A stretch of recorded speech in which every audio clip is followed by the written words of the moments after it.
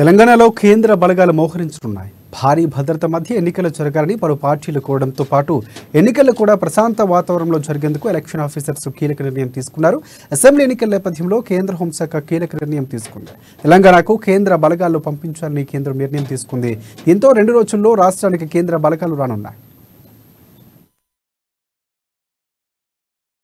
రాష్ట్రంలో అసెంబ్లీ ఎన్నికల నేపథ్యంలో 100 కంపెనీల నుంచి 20,000 కేంద్ర బలగాలు తెలంగాణకు రానున్నాయి. 2 రోజుల్లో బలగాలు రాష్ట్రానికి చేరుకున్నాయి. అయితే కేంద్ర ఎన్నికల సంఘం సూచనల మేరకు కేంద్ర హోంశాఖ బలగాలు రాష్ట్రానికి పంపించనుంది. ఒక్కో కంపెనీలో అస్సాం రైఫిల్స్, బీఎస్ఎఫ్, సిఐఎస్ఎఫ్, అలాగే సిఆర్పిఎఫ్, ఇండో బెటాలియన్ బోర్డర్ పోలీసులు, నేషనల్ సెక్యూరిటీ గార్డ్స్, అలాగే సహస్ర సీమాబల్ వంటి బలగాలకు కూడా చెందిన 60 నుంచి 80 మంది వరకు సిబ్బంది ఉంటారు. ఈ క్రమంలోనే మొత్తంగా 20,000 మందికి పైగా కేంద్ర బలగాలు సిబ్బంది ఎన్నికల విధుల్లో నిమగ్నం కానున్నారు.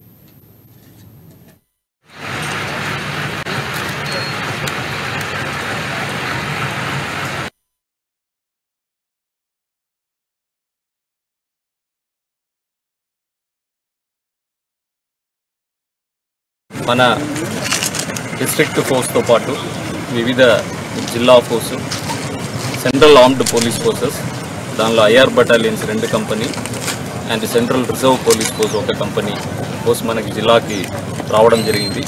వారితో పాటు ఈరోజు ఫ్లాగ్ మార్చ్ కండక్ట్ చేయడం జరిగింది.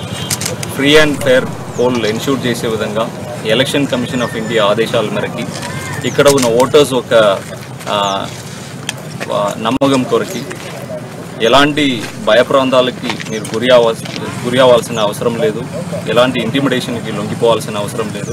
మీరు స్వేచ్ఛగా ఎవరికి మీరు ఓటు వేయాలని అనుకుంటున్నారో వాళ్ళకి మీరు ఓటు హక్కుని వినియోగం చేయవచ్చు. సో దానిలో సెంట్రల్ ఆర్మ్డ్ పోలీస్ ఫోర్సెస్తో పాటు state armed police forces and civil forces మీకు అండగా ఉంటాము. ఎక్కడ మీకు ప్రాబ్లం వచ్చినా ఇమీడియట్లీ 100 డయల్ కానీ